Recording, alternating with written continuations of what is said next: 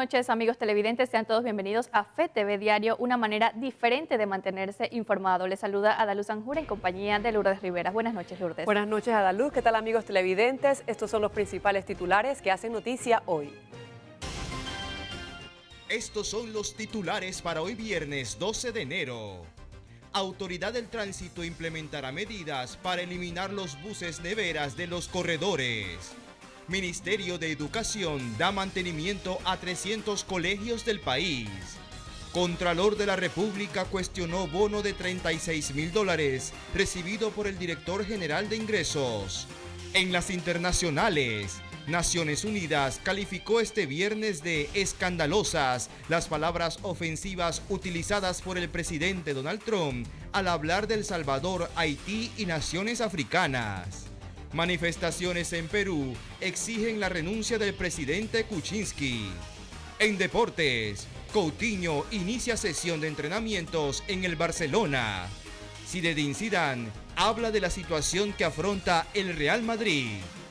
Esto es FETV Diario. La Autoridad de Tránsito implementa medida que sacará de circulación a buses nevera de los corredores. Una medida para sacar de circulación a los denominados buses neveras que transitan por los corredores norte y sur pondrá en marcha la Autoridad del Tránsito y Transporte Terrestre a partir de la próxima semana. Esa medida será adoptada por los transportistas, pero dejaron claro que esto ocasionará un caos en el sistema de transporte público. Nosotros, a sabiendas de que conocemos el tema, le manifestamos al señor director de que suspende esa acción, de que así como nosotros introdujimos esos buses al sistema, de que se nos diera la oportunidad de que nosotros mismos lo fuésemos sacando, porque sabemos y conocemos cómo se maneja la situación. Los usuarios del transporte público están de acuerdo con que salgan de circulación ese tipo de buses. No nos afectaría. Si ellos si ponen la cantidad de buses, que la cantidad de buses que van a quitar también, no nos afecta a nosotros los usuarios. Los transportistas señalan que actualmente los buses que tiene la empresa MiBus no se están dando abasto para movilizar a los usuarios. Que el presidente de la República, Juan Carlos Varela, sepa que si hay un caos en el país, no somos responsables nosotros los transportistas. Es la Autoridad del Tránsito la que está diciendo de que a partir de la próxima semana se van a suspender el servicio de todos los autobuses que no tengan certificado de operación. Y nosotros consideramos que esa no es la mejor medida porque ya tenemos una experiencia de la situación. Recientemente el gobierno redujo el pasaje por los corredores norte y sur a 75 centavos, luego de la llegada al país de 210 buses que serán utilizados en la ruta de los corredores. Cabe destacar que los transportistas dejaron claro que no tomarán medidas de presión contra la decisión de la Autoridad del Tránsito. Con cámara de Oliver Hill, Ramsés Betancourt, FETV Diario. Y cambiamos de asunto. El programa de la Beca Universal está siendo duramente cuestionado por algunos sectores de la sociedad civil, ya que señalan que se está premiando la mediocridad. El índice de 3 como promedio escolar para beneficiar a estudiantes de escuelas oficiales y particulares con la beca universal ha generado reacciones, ya que consideran que con este promedio los estudiantes no se esforzarán para obtener buenas calificaciones. Que los estudiantes deberían esforzarse un poquito más. Desde pequeños como padres debemos de soñarle a nuestros hijos lo duro que es tener algo hoy en día, y si no les enseñamos eso desde chiquito, premiándolos con un 3, ¿qué será de grande? Que hay personas que tienen mejor promedio, entonces no está viendo el esfuerzo, es una nota mediocre, no se esfuerzan por tener una mejor nota como para merecerse una beca. Sin embargo, la directora del IFARU, Yesenia Rodríguez, piensa que se debe tomar como un apoyo económico. Lo que queremos con esto es que los jóvenes panameños se mantengan en las escuelas. Nosotros con la campaña Sube tu Promedio hemos estado incentivando, motivando a los jóvenes a que los jóvenes den más de sí. Los jóvenes están anuentes, pero los padres de familia también tienen que poner su granito de arena. Tenemos que hablar de mediocridad, más bien es de una oportunidad, y todos los jóvenes panameños tenemos esa oportunidad, no importa la condición social que tengamos. Hay que recordar que cuando uno no cuenta con ese recurso necesario, uno tiene que buscar la manera de cómo obtenerlo.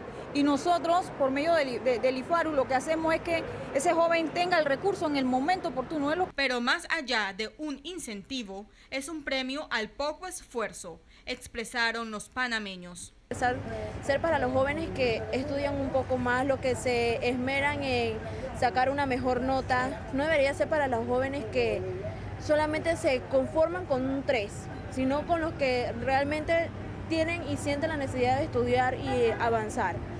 Recientemente, el IFARU abrió el periodo de concurso general de becas para escuelas oficiales, particulares y de universidades nacionales para el estudio de licenciatura, en el cual más de 45.000 estudiantes se postularon. Lo que buscamos con esto es que más panameños se interesen en los estudios, que vean la educación como el camino al éxito, que vean a la educación o que a través de la educación es que podemos cambiar nuestra historia de vida. La mayor cantidad de inscritos pertenecen a los estudiantes de los colegios primarios oficiales y particulares, con 23.000 participantes.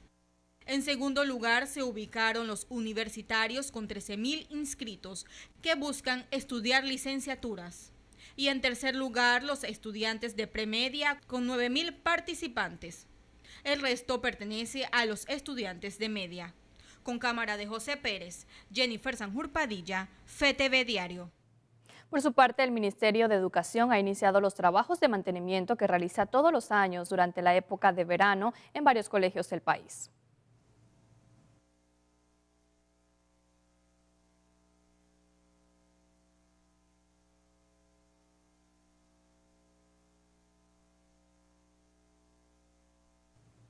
Y bien, más adelante estaremos presentando esta información. Y bueno, vamos entonces con el análisis. Ya se encuentra con nosotros el profesor Edwin Cabrera.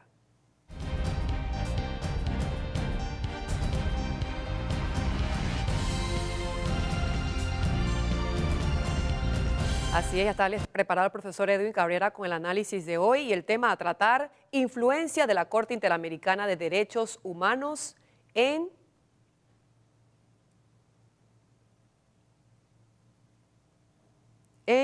la soberanía de nuestro país. Buenas noches, profesor. Buenas noches, Lourdes. Buenas noches, Ada. Buenas noches, amigos televidentes. Óigame, la Corte Interamericana de Derechos Humanos, que tiene su sede aquí al ladito, en San José, Costa Rica, emitió un concepto o un fallo, no sé cómo le dicen los expertos, creo que es un fallo lo que le dicen, sobre una consulta que hizo el gobierno de Costa Rica en cuanto a estos temas de matrimonios del mismo sexo, el tema del género. Yo de momento no voy a entrar en ese tema puntualmente. Yo quiero referirme primero a un tema anterior a ese.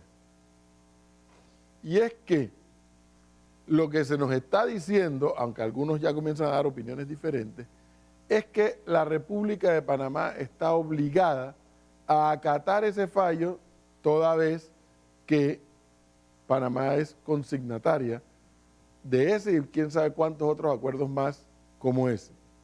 Uno dice, bueno, sí, es que lo cierto es que en la Constitución hay un artículo 4 que dice: la República de Panamá acata las normas de derecho internacional. ¿Sí? Una sola línea, el artículo 4. Pero a mí me surge una inquietud, una pregunta que no sé si les surge a ustedes también, y repito, no me estoy metiendo en el tema ni de igualdad de géneros, ni de matrimonio del mismo sexo. Eso lo podemos guardar para otros días posteriormente. Me estoy metiendo en un tema que es anterior, por eso dije al inicio, que es: ¿no les incomoda a ustedes que una estructura de afuera nos diga lo que tenga que hacer, y más aún cuando son temas tan delicados entre una sociedad como este? Porque, ya les digo, el artículo 4 dice que la República de Panamá acata las normas de derecho internacional, pero el artículo 2 de la misma Constitución Política de la República de Panamá dice que el poder público solo emana del pueblo. Es decir, que la soberanía del Estado panameño radica en el pueblo. Y es el mismo pueblo el que determina, en virtud, en este caso, un proceso electoral, cómo le traslada a un presidente de la República, a una Asamblea Nacional de Diputados, a alcaldes y representantes, la capacidad de administrar en determinadas áreas el Estado panameño. Ahora observen ustedes un detalle. ¿Qué pasaría si un tema tan escabroso, por llamarlo de alguna forma, como este del matrimonio del mismo sexo, de parejas del mismo sexo, el pueblo panameño o quienes nos gobiernan dicen, oiga, antes de acatar lo que acaba de fallar la Corte Interamericana de Derechos Humanos, vamos a elevarlo a una consulta del pueblo panameño. Ese tema o cualquier otro que sea objeto o producto de un fallo de uno de estos organismos, tipo Corte Interamericana de Derechos Humanos. ¿Y qué pasa si lo llevan a consulta y en esa consulta la mayoría vota que no a esa o a cualquier otra figura que un fallo de la Corte Interamericana de Derechos Humanos emita? ¿Qué pasa? ¿Alguien me podrá explicar cómo quedamos como Estado frente a un elemento que nos obliga a acatar lo que las normas de derecho internacional disponen, pero que por otro lado la población mayoritariamente se pronuncia de una determinada manera, porque puede ser a favor como puede ser en contra, efectivamente? ¿Qué pasa allí? ¿Cómo queda lesionada la soberanía del Estado panameño? Reitero, no me quiero enfocar en el tema puntual. De eso, reitero, hablaremos otro día. Ahora me quiero enfocar en cómo queda cuestionada. En otros países, esos y muchos otros temas son producto de plebiscitos o de referéndum, según sea la figura. Y entonces la población mayoritariamente decide sí o no están de acuerdo con esto, con aquello, con lo otro. Nada de organismos de afuera, porque hay una realidad. Esos jueces de la Corte Interamericana de Derechos Humanos, que son de distintas nacionalidades, y si mal no recuerdo hay por allí alguien de Panamá también, son un grupo de administradores o interpretadores de la norma, pero a nivel regional o global, en este caso regional.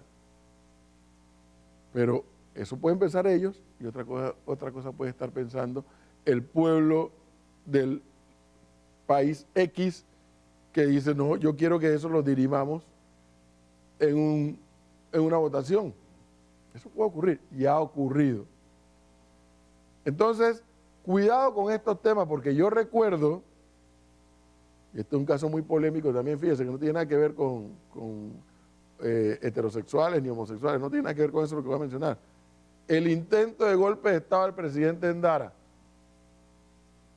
en 1990, 5 de diciembre, si mal no recuerdo. Había un intento de golpe real.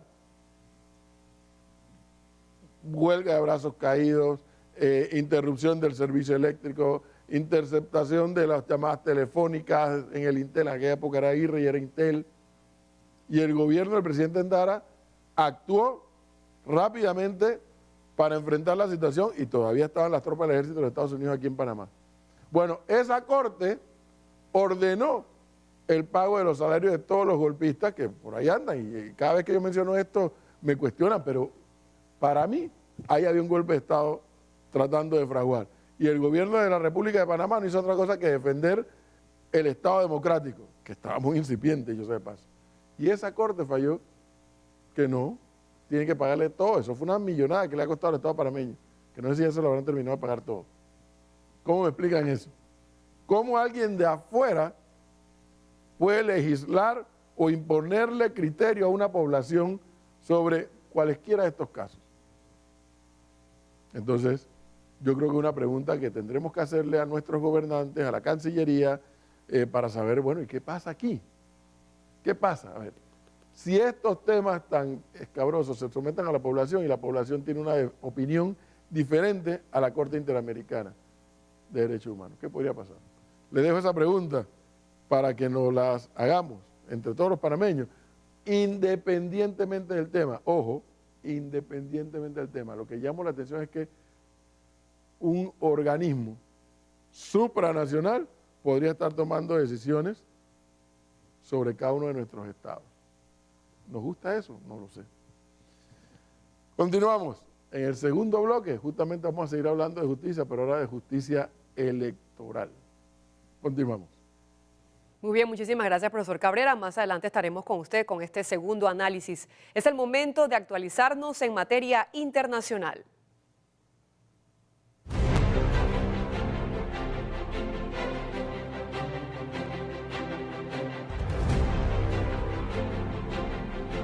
Y tenemos que la canciller Angela Merkel y los socialdemócratas llegaron hoy viernes a un acuerdo para formar gobierno en Alemania luego de 3 meses y medio de bloqueo político sin precedentes.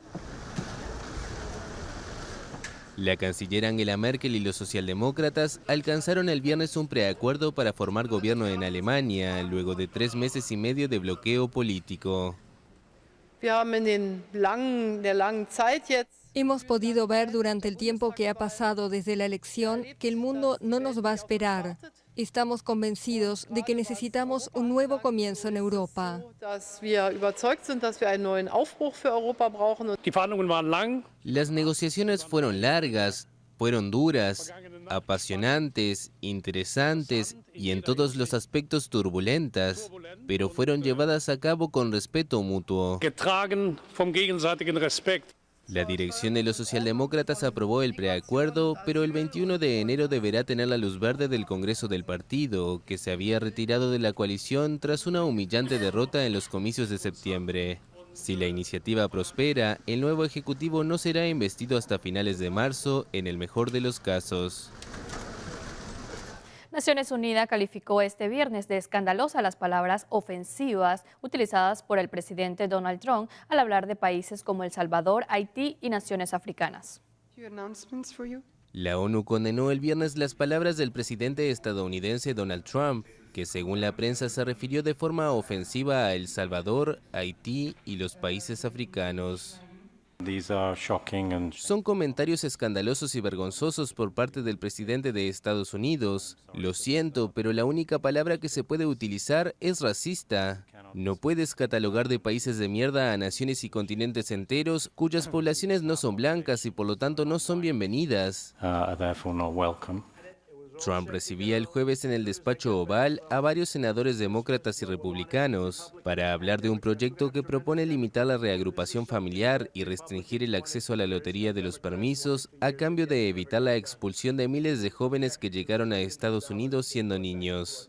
Según contaron fuentes al diario The Washington Post, el presidente preguntó por qué Estados Unidos debía aceptar a personas de esas nacionalidades y afirmó que en su lugar debería recibir a ciudadanos de Noruega, con cuya primera ministra se había reunido el miércoles. En su cuenta de Twitter, el mandatario dejó entrever que no utilizó la frase que se le atribuye, aunque afirmó que utilizó un lenguaje duro durante la reunión. Y República Dominicana fue el escenario en donde el gobierno y la oposición de Venezuela iniciaron la tercera ronda de diálogo donde se buscan acuerdos de cara a una nueva elección presidencial. Delegados del gobierno y de la oposición de Venezuela iniciaron el jueves en República Dominicana la tercera ronda de diálogo. El punto central son las condiciones electorales para las presidenciales de este año. El jefe de la delegación oficialista, Jorge Rodríguez, denunció que la oposición pretende volver al expediente de la violencia, pues la coalición opositora Mesa de la Unidad Democrática promete retomar las protestas si el diálogo no funciona. Nosotros, como acaba de decir el presidente Nicolás Maduro desde Venezuela, insistimos en el diálogo. Estamos aquí con la mejor de las expectativas, abiertos de corazón, para lograr un acuerdo de convivencia pacífica que extrañe de manera definitiva la violencia en la vida política de Venezuela. Mientras el presidente Nicolás Maduro expresó su deseo de que en esta nueva ronda de 2 días se logre un acuerdo preliminar y consideró que tanto la delegación del gobierno como la oposición avanzaron a buen paso. Y afirmó que su delegación lleva instrucciones de avanzar en los acuerdos para realizar unas presidenciales sin que la oposición tenga excusa de salir corriendo, y abogó por unas elecciones transparentes y justas. Todos los partidos que quieran validar tienen sus garantías plenas, y todo el que quiera postular candidato para las elecciones presidenciales tiene sus garantías. Yo digo desde aquí, desde el Palacio de Miraflores, democracia, democracia, libertad, poder popular, soberanía nacional. Así de sencillo, todas las garantías. La Asamblea Constituyente ordenó a las principales fuerzas de la MUD a reinscribirse ante el Poder Electoral para disputar las presidenciales, porque se negaron a ir a los comicios municipales de diciembre denunciando un sistema fraudulento. Las elecciones deben realizarse para fines de este año, pero analistas y opositores no descartan que la constituyente adelante los comicios aprovechando divisiones de la MUD. Las calles de varias ciudades peruanas fueron el centro de multitudinarias manifestaciones exigiendo la renuncia del presidente Kuczynski debido al indulto otorgado al exmandatario Alberto Fujimori. Miles de peruanos salieron a las calles el jueves en varias ciudades para pedir la renuncia del presidente Pedro Pablo Kuczynski tras el perdón humanitario concedido al exmandatario Alberto Fujimori. El indulto significa un insulto, como lo dicen. Este señor cometió demasiadas fechorías, hizo demasiado daño al país, no se ha arrepentido y sin embargo goza de toda la libertad plena. Se trata de la tercera protesta desde que Kuczynski decretó el indulto al expresidente en la víspera de Navidad, argumentando razones humanitarias. Sin embargo, ha salido a la luz evidencia de que el jefe del Ejecutivo lo decidió tras una negociación con un sector del fujimorismo para evitar ser destituido por el Congreso en diciembre por sus lazos con la constructora brasileña Odebrecht. Lo que nosotros queremos es que de una vez se acabe este sistema corrupto. Todos los congresistas son corruptos, son amigos, son aliados. Y cuando se acabe eso, cuando el peruano piense y deje de apoyar un partido político, es cuando el Perú va a salir adelante y haya justicia, señores. Los familiares de las víctimas del gobierno de Fujimori intentarán anular el indulto en la Corte Interamericana de Derechos Humanos, que programó una audiencia para el 2 de febrero para revisar el caso. El gobierno colombiano anunció el jueves que al finalizar una reunión programada con la ONU este fin de semana, analizará si continuará con los diálogos de paz con la guerrilla del ELN en Ecuador. La reunión terminó en un ambiente positivo y quedamos de instalar... El gobierno colombiano anunció el jueves que esperará hablar con el secretario general de la ONU, Antonio Guterres, el fin de semana en Bogotá, para definir si reactiva los diálogos de paz con la guerrilla del Ejército de Liberación Nacional. El presidente Juan Manuel Santos congeló las negociaciones con el ELN, tras una serie de ataques realizados por guerrilleros que dejaron un militar muerto, 2 heridos y afectaron infraestructura petrolera. El gobierno reitera una vez más su voluntad de llegar a un acuerdo para terminar el conflicto armado con el ELN. Esta disposición del gobierno nacional requiere hechos inequívocos de paz que permitan alivios humanitarios en beneficio del bienestar y la tranquilidad de las comunidades y la construcción de confianza para adelantar el proceso. El ELN, que cuenta con menos de 2.000 combatientes, lanzó el ataque horas después de haber expirado un alto al fuego bilateral de 101 días. El gobierno y la guerrilla se disponían a comenzar el 5º ciclo de conversaciones dentro del proceso de paz. Las partes quieren sellar un pacto similar al alcanzado con la exguerrilla de las FARC, ahora desarmada y convertida en partido político.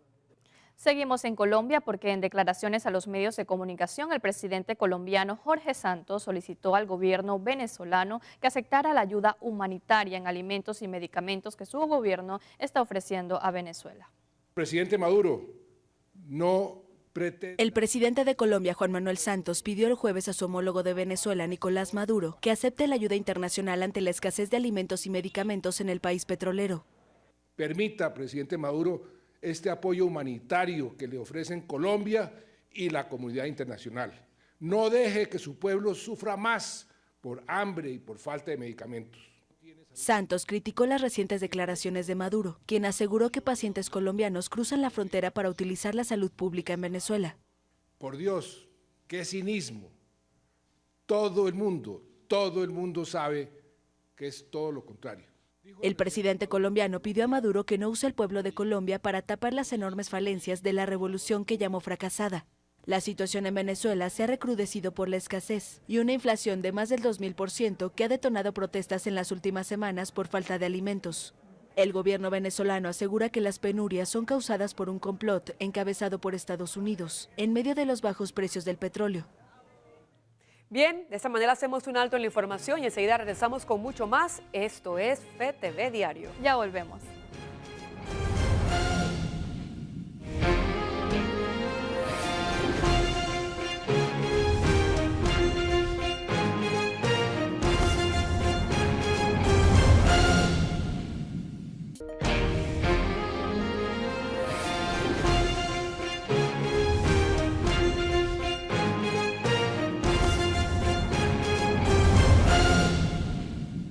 queridos amigos, gracias por mantenerse con todos nosotros. Vamos a pasar de inmediato con las notas eclesiales.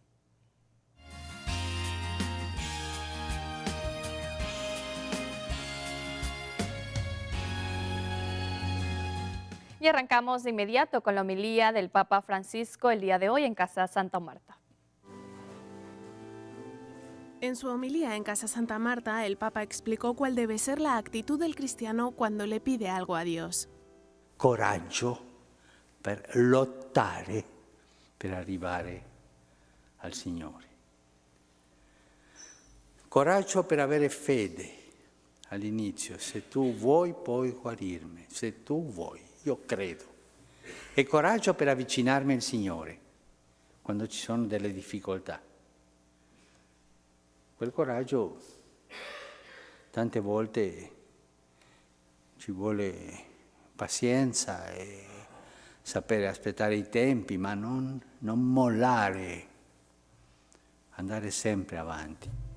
Por eso Francisco pidió a los cristianos que no se rindan a la hora de pedir algo a Dios y que recen con fe, no como papagayos o sin interés. Los obispos de Costa Rica expresaron su rechazo a la opinión consultiva de la Corte Interamericana de Derechos Humanos que pretende imponer la agenda gay en el país y en el resto de América Latina. En un comunicado, la Conferencia Episcopal de este país calificaron de abusiva la interpretación progresiva de la Convención Americana de Derechos Humanos realizada por la Corte.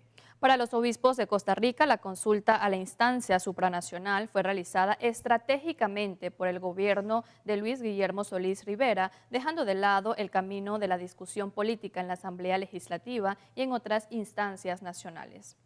Los prelados finalizaron expresando: como creyentes en el buen Dios que dirige los designios de la historia, no dejamos de confiar en que nos asista su gracia para dar testimonio del nombre cristiano en estos momentos de la historia nacional. Bien, pasamos a Chile y recordemos que el Papa Francisco siempre pide que oren por él. En estos momentos donde faltan 3 días para su llegada a este país es donde más hay que hacerlo. Porque fíjese, en la madrugada del día de hoy han quemado 3 iglesias y una de ellas han dejado un mensaje amenazando al Santo Padre. 3 iglesias católicas fueron atacadas en la madrugada del viernes en Santiago, a pocos días del arribo del Papa Francisco a Chile.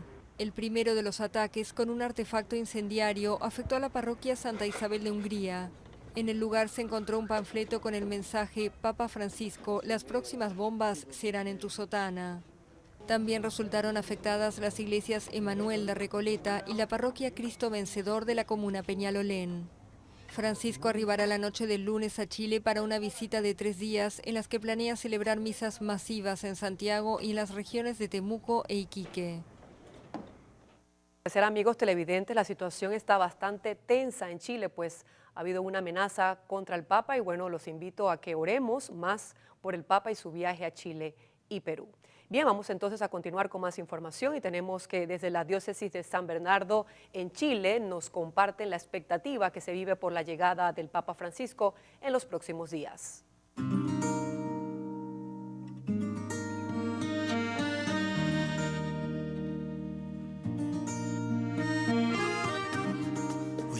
Bueno, mi expectativa es, ojalá que cuando él llegue podamos nosotros estar atentos a su mensaje, salir de esta tibieza en la cual nos encontramos y esta falta de no de ánimo, sino pero una cierta tibieza a raíz de las malas publicaciones y todo eso.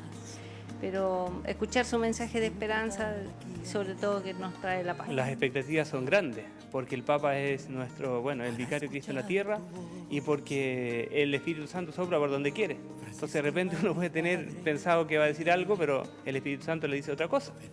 Y él tiene conocimiento muy profundo de lo que es la iglesia chilena, lo que estamos viviendo, los tiempos que se están viviendo, entonces uno se espera lo mejor, o sea, uno quisiera que la visita del Papa remeciera los corazones, remeciera la iglesia para que haya un renacer espiritual, un renacer de piedad, un renacer de amor a la iglesia.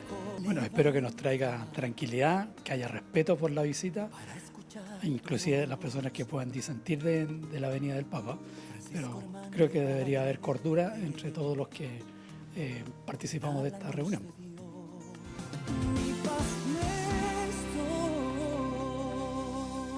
Así es, por un lado malas noticias, pero por otro lado personas que esperan al Santo Padre y que esperan un mensaje de paz y sobre todo un mensaje que venga directo, inspirado por el Espíritu Santo para todo ese pueblo chileno, y sabemos que así va a ser. Y bueno, luego de los encuentros que realiza el Papa Francisco en Chile, llegará a Perú el jueves 18 de enero por la tarde y allí estará hasta el domingo cuando regrese a Roma, después de visitar las 3 ciudades escogidas, Lima, Trujillo y Puerto Maldonado. Pero ¿cuáles son las razones del viaje del Santo Padre a Perú? Veamos.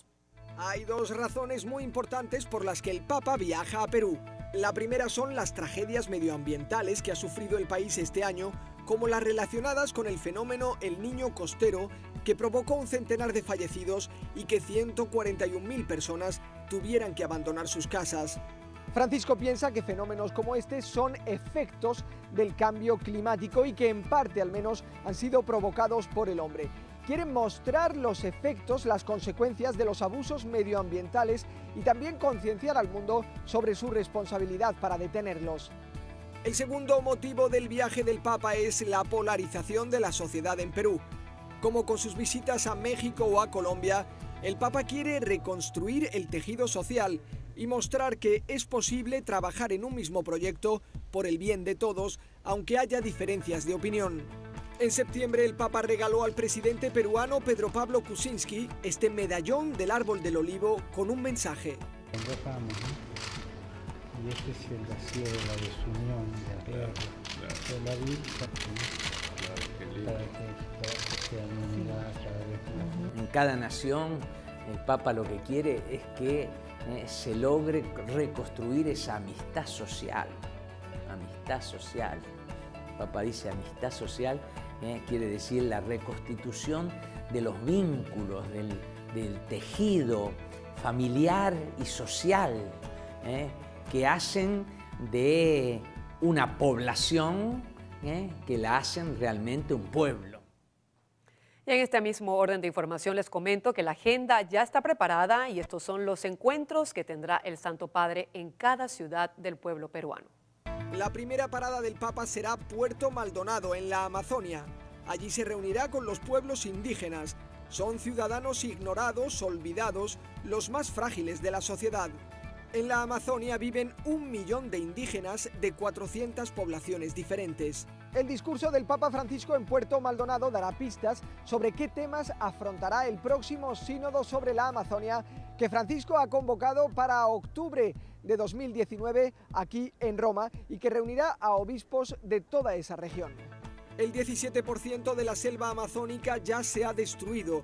Actualmente hay 250 proyectos de presas que pueden alterar el ecosistema y condenar a los indígenas que viven en él.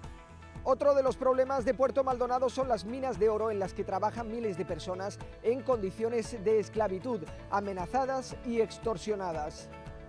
El sábado 20 el Papa viajará a Trujillo, en el norte, una ciudad duramente golpeada por fenómenos naturales. Allí apelará a la responsabilidad social ante el cambio climático. El último día se encontrará en Lima con los obispos del país. Les dejará también un mensaje de unidad. Rezará ante los restos de uno de sus santos preferidos, San Martín de Porres. Miren lo que dijo sobre él cuando los obispos le regalaron un cuadro del santo. Devotos del santo, otros de la ecología, y yo soy devoto de la escoba. Muy bien, gracias. Proteger, promover e integrar. Este domingo 14 de enero se celebra la Jornada Mundial del Emigrante y Refugiado. La Pastoral de Movilidad Humana invita a toda la sociedad a profundizar en el mensaje emitido por el Papa Francisco en relación al tema e invita a que participen en la solemne Eucaristía que se celebrará este domingo a las 9 de la mañana en la Basílica Menor Don Bosco. Bien, y hasta aquí la información eclesial. Cambiamos de tema. El Contralor de la República, Federico Humbert, cuestionó los bonos con montos elevados que reciben algunos funcionarios y señaló que los mismos son inaceptables. ¿Por qué el director de la Autoridad Marítima va a recibir un aguinaldo de $7.000? Cuando ni en el sector privado se da ese tipo de bonificaciones o aguinaldos. No podemos permitirlos. Tenemos que proteger. Este es un país pobre. Inclusive te puedo hablar un poquito sobre los temas con la Dirección General de Ingresos. Discutimos el tema porque no nos daban información, pero para mí es inaceptable que el director general de ingresos reciba un bono de $36.000. $36.000 recibió el director general de ingresos. Mi trabajo es proteger los fondos del Estado. Bien, el ministro de Seguridad, Alexis Betancourt, indicó esta tarde que los índices de criminalidad en la provincia de Chiriquí disminuyeron durante el 2017 y destacó que en lo que va del 2018 no se han registrado homicidios en la provincia. Yo le puedo asegurar que en este periodo hemos tenido un 50% de baja de la criminalidad en los abanicos y el año pasado tuvimos 0 homicidios. Esto quiere decir que concretamente nosotros hemos realizado acciones directas contra la criminalidad. Definitivamente ausencia de delito no va a haber, pero nosotros estamos pendientes. Se judicializó el año pasado a un grupo de menores que pertenecían a una pandilla, lo tenemos ubicados y nosotros sabemos las acciones que vamos a tomar con esos menores. Y en otro asunto tenemos que panameños ponen en duda que más de 5.000 extranjeros hayan salido del país en los últimos meses. Jennifer Sanjur Padilla nos informa. El Sistema Nacional de Migración anunció que durante el año 2017, más de 5.000 extranjeros salieron del país. En 2017 se realizaron 4.560 retornos voluntarios. Dentro de las nacionalidades figuran nicaragüenses, venezolanos, colombianos y dominicanos. Realizaron un total de 555 aproximadamente deportaciones. A veces son detectados en operativos que realiza el Servicio Nacional de Migración. Ahí se detectan los que tienen estadía vencida, se detectan extranjeros que se encuentran laborando sin el debido permiso, o muchas veces en operativos que realiza la Policía Nacional también son detectados y son remitidos al Servicio Nacional de Migración. Alexis Jiménez, del movimiento Panamá para los Panameños, duda que estas cifras sean reales. Según Jiménez, no van acorde con la realidad que vive el panameño de a pie y exige a las autoridades competentes revelar las verdaderas cifras. Hablando de que en el periodo pasado, en el año pasado, salieron aproximadamente más de 45.000 extranjeros de su propia voluntad. Sin embargo, los que expulsó migración, que son 5.000 extranjeros de diferentes nacionalidades como venezolanos, nicaragüenses, hondureños y otras más, son una minoría para los más de 600.000 extranjeros que hay en Panamá. Entonces, esto aquí en Panamá ha traído un desbalance. Y vuelvo y repito y le digo al director de migración, y le digo al ministro de Seguridad, por favor den las cifras reales y aparte que den las cifras reales, haga un estudio demográfico por la situación que se está dando en Panamá. Las deportaciones para el año 2017 se incrementaron en un 15% con respecto al año 2016, mientras que de extranjeros expulsados se incrementó en un 59%. Con cámara de José Pérez, Jennifer Sanjur Padilla, FTV Diario.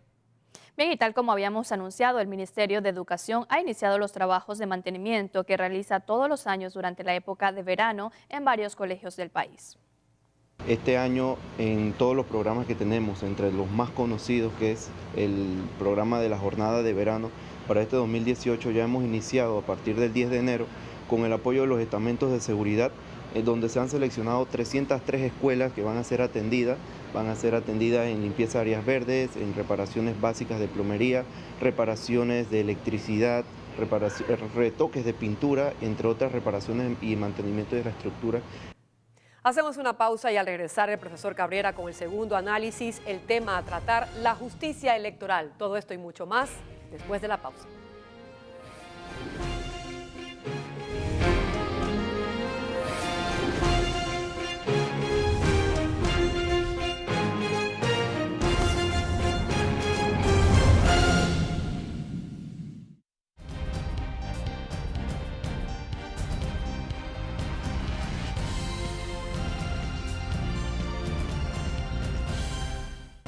Les decía que íbamos a seguir hablando de justicia, pero ahora de justicia electoral. Ustedes recordarán, amigos televidentes, que el tema electoral en nuestro país es administrado, es dirigido o es legislado a través de lo que se denomina el Código Electoral. Entonces, ahí están todas las normas que tienen que ver con ese tema. Elecciones, partidos políticos, congreso de los partidos, primarias, etcétera.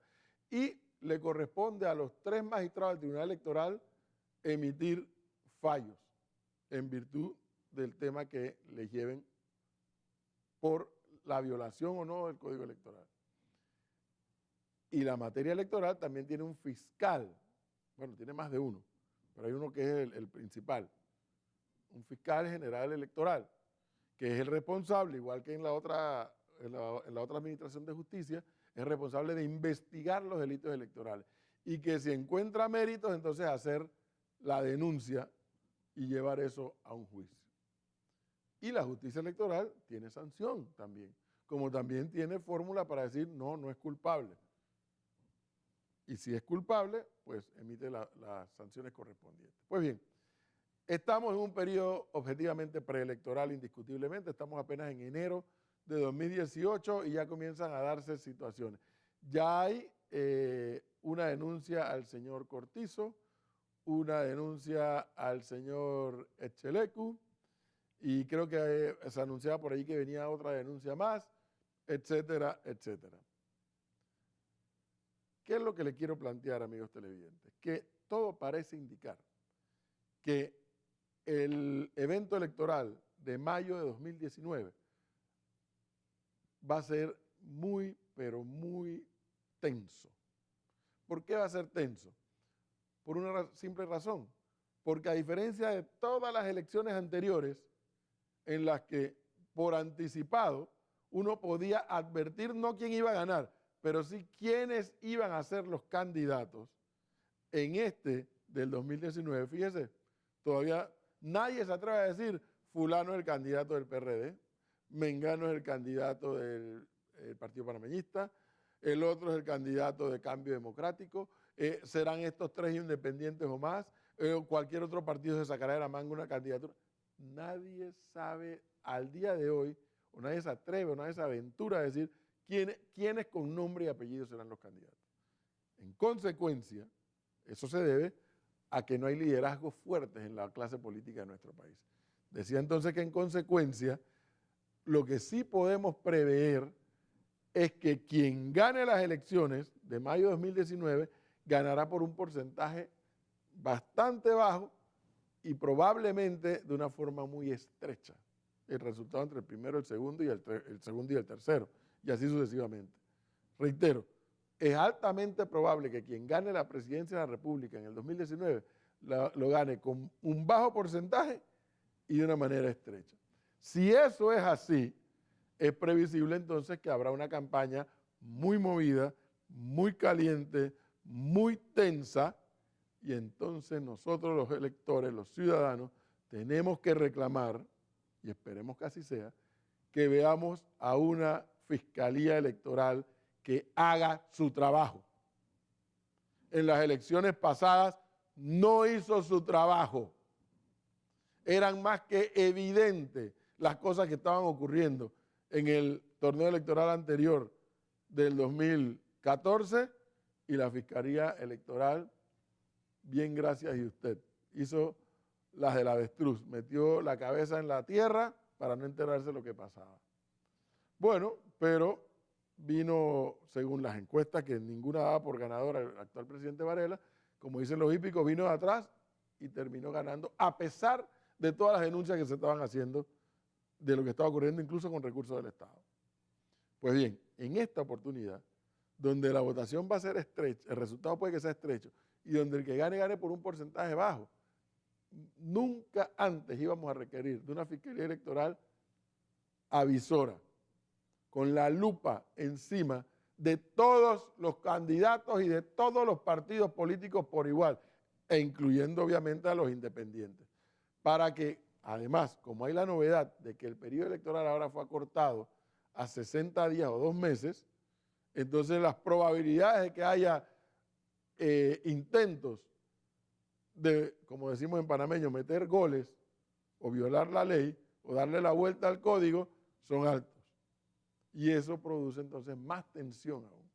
como la estamos viendo ya, cuando apenas estamos en enero del 2018 y todavía ni siquiera nos aproximamos al final de este año. Imagínense, dentro de un año, para esta misma fecha, anótelo, dentro de un año para esta misma fecha usted verá cómo el ambiente en nuestro país va a variar, producto de esa tensión que genera el periodo preelectoral y ya entonces cuando llegue el periodo electoral en sí mismo. Por eso, amigos televidentes, tenemos que reclamar, por un lado, que la Fiscalía Electoral haga su trabajo, que justifique su salario, y por el otro lado, a los magistrados del Tribunal Electoral, pues, que administren justicia adecuadamente.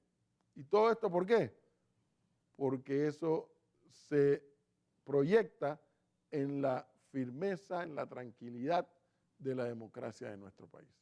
Esa es la clave de esta historia. Alguien va a ganar, habrán denuncias, habrán culpables, habrán inocentes, pero todo eso es en función del rejuego democrático que necesitamos, que avance, que llegue a término y que no haya mayores cuestionamientos. Fíjese, lo estamos diciendo cuando esto apenas está comenzando. Bueno, que pasen un fin de semana, amigos televidentes, y continuamos con los deportes.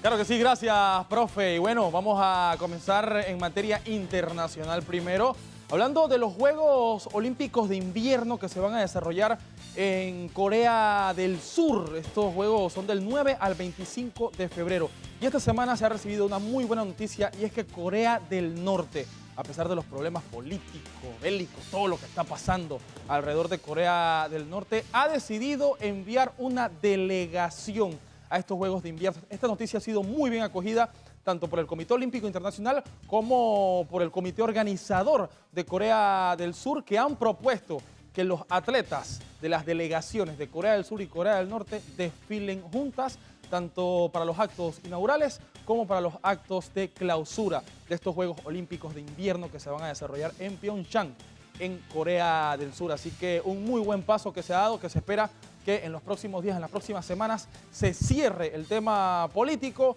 y se pueda concretar este hecho histórico que se podría dar para los Juegos Olímpicos de Invierno en Corea del Sur. Inclusive las asociaciones de la Cruz Roja, que hoy están en guerra, tanto de Corea del Norte como de Corea del Sur, se está organizando para que tengan un encuentro entre familias que quedaron separadas en la frontera después de la guerra que estalló por allá por la década de los 50.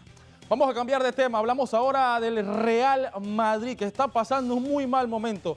Terminó el año, recuerdan, el 3-0 en contra que le propinó el Barcelona en su estadio en el Santiago Bernabéu. Se fueron de vacaciones 2 semanas, regresaron y empataron ante el Celta de Vigo por la Liga Española, y eso los ha dejado a 16 puntos del Barcelona. Está muy difícil la situación para Zinedine Zidane, que en estas 2 semanas se ha hablado que si necesita refuerzos, que si no necesita, que si Cristiano Ronaldo está triste, que si va a renovar, que si se va, que si lo venden. Vamos a ver qué tiene que decir Zinedine Zidane al respecto. Hoy en día todo lo que se dice del Real Madrid es todo negativo, y no es así, no es así. Yo no lo veo así, y hay muchos que no lo ven así, pero bueno, nosotros somos el Madrid. Nosotros sabemos la dificultad en cada partido, que tocan todos los adversarios, siempre es difícil, pero puede venir cualquier equipo, y nosotros somos el Madrid. Se encuentra bien físicamente, que es lo más importante. Luego con la racha de goles, como siempre. Yo creo que hace un mes pasaba lo mismo, ¿no? Y bueno, ha hecho gol, y yo creo que lo que va a pasar es lo mismo. Va a volver marcando y nada más. Bueno, no contrató a nadie el Real Madrid en la apertura para contrataciones de invierno allá en Europa, y la está pasando mal. Vienen a eliminar al Numancia en la Copa del Rey, y mañana se enfrentan al siempre difícil Villarreal por la Liga Española. Pero vamos a hablar ahora de su contraparte, el Barcelona, donde todo es felicidad, son punteros de la Liga, eliminaron al Celta de Vigo entre semana en la Copa del Rey, y vamos a hablar sobre sus fichajes que han hecho en este mercado de invierno. Philippe Coutinho, el brasileño que ya se está recuperando, recordemos que él llegó del Liverpool, pero llegó lesionado a Barcelona. Estuvo ayer en el palco del Barça presenciando el partido entre el Barcelona y el Celta de Vigo y ahora está apurando su recuperación. Tiene una lesión en el muslo derecho que, según los reportes médicos, le supondrá 20 días fuera de las canchas, pero lo están apurando. Está entrenando en arena, en el gimnasio, en fin. Vamos a ver cómo evoluciona la lesión del astro brasileño Philippe Coutinho, que ha llegado para supuestamente suplir la ida de Neymar. Vamos a ver cómo le va a Philippe Coutinho, el astro del Liverpool. Que mucho se ha hablado de su salida del Liverpool, así como cuando se fue Luis Suárez, que también se fue del Liverpool al Barcelona. Hay que ver cómo le va a Philippe Coutinho. Vamos a hablar ahora de la otra contratación de nuestros vecinos, aquí los colombianos, donde todo es fiesta, porque Yerry Mina, el central colombiano que jugaba para el Palmeiras durante un año y medio, estuvo jugando para el Palmeiras. El Barcelona hizo el desembolso de 11,8 millones de euros para contratar los servicios de este señor ante la inminente ida al fútbol chino de Javier Mascherano. Hay que ver cómo le va también a Yerry Mina, que se le critica mucho por sus actos de indisciplina. Recordamos que el año pasado, durante la fase de grupos en Copa Libertadores, acá con el Palmeiras, en un partido entre el Palmeiras y el Peñarol, se le acusó de haberle robado una cámara a uno de los camarógrafos que estaba cubriendo el partido. Se formó un pleito dentro de la cancha y Yerry Mina se llevó una cámara. Todavía hoy no se sabe qué pasó con la cámara y cuáles eran las intenciones del jugador, y eso lo han sacado a relucir con su ida al Barcelona, donde hoy viernes, ahí vemos las imágenes, estuvo conociendo la ciudad deportiva del Barça, presenciando el entrenamiento. Así que vamos a ver cómo le va al colombiano, el central colombiano que ya está a disposición del Fútbol Club Barcelona. Y vamos a hablar ahora en tema nacional, porque este fin de semana arranca la Liga Panameña de Fútbol con 5 partidos. La LPF arranca su torneo clausura 2018 y a puertas cerradas. Hoy se está jugando el Árabe Unido ante el Atlético Veragüense. Recordemos que el Árabe Unido ha sido sancionado con 5 partidos a puertas cerradas. Mañana el Santa Gema se va a estar enfrentando al Sporting San Miguelito en el Agustín Muquita Sánchez. Ese partido es a las 4 de la tarde.